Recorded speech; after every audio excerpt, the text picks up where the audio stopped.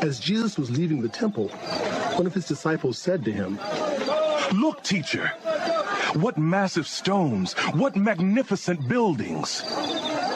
Do you see all these great buildings? Not one stone here will be left on another. Every one will be thrown down. As Jesus was sitting on the Mount of Olives opposite the temple, Peter, James, John, and Andrew asked him privately, "Tell us, when will these things happen? And what will be the sign that they are all about to be fulfilled?" Jesus said to them, "Watch out, that no one deceives you. Many will come in my name, claiming, 'I am he,' and will deceive many. When you hear of wars and rumors of wars, do not be alarmed. Such things must happen, but the end is still to come. Nation will rise against nation, and kingdom against kingdom. There will be earthquakes in various places, and famines. These are the beginning of birth pains. You must be on your guard. You will be handed over to the local councils and flogged in the synagogues on account of me. You will stand before governors and kings as witnesses to them, and the gospel must first be preached to all nations. Whenever you are arrested and brought to trial, do not worry beforehand about what to say. Just say whatever is given you at the time, for it is not you speaking, but the Holy Spirit. Brother will betray brother to death, and a father his child. Children will rebel against their parents and have them put to death. Everyone will hate you because of me, but those who stand firm to the end will be saved. When you see the abomination that causes desolation standing where it does not belong, let the reader understand. Then let those who are in Judea flee to the mountains. Let no one on the housetop go down or into the house to take anything out. Let no one in the field go back to get their cloak. How dreadful it will be in those days for pregnant women and nursing mothers. Pray that this will not take place in winter, because those will be days of distress unequaled from the beginning when God created the world until now, and never to be equaled again. If the Lord had not cut short those days, no one would survive. But for the sake of the elect, whom he has chosen, he has shortened them.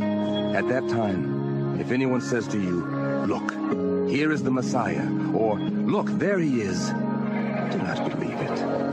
For false messiahs and false prophets will appear and perform signs and wonders to deceive, if possible, even the elect. So be on your guard. I have told you everything ahead of time. But in those days following that distress, the sun will be darkened and the moon will not give its light. The stars will fall from the sky and the heavenly bodies will be shaken. At that time, people will see the Son of Man coming in clouds with great power and glory, and he will send his angels and gather his elect from the four winds, from the ends of the earth to the ends of the heavens. Now, learn this lesson from the fig tree. As soon as its twigs get tender and its leaves come out, you know that summer is near. Even so, when you see these things happening, you know that it is near, right at the door. Truly, I tell you, this generation will certainly not pass away until all these things have happened. Heaven and earth will pass away, but my words will never pass away. But about that day or hour, no one knows, not even the angels in heaven nor the Son, but only the Father. Be on guard, be alert.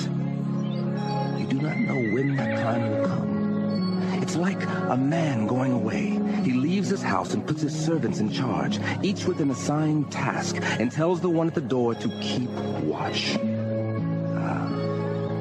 Therefore, keep watch, because you do not know when the owner of the house will come back, whether in the evening or at midnight or when the rooster crows or at dawn. If he comes suddenly, do not let him find you sleeping. What I say to you, I say to everyone, watch.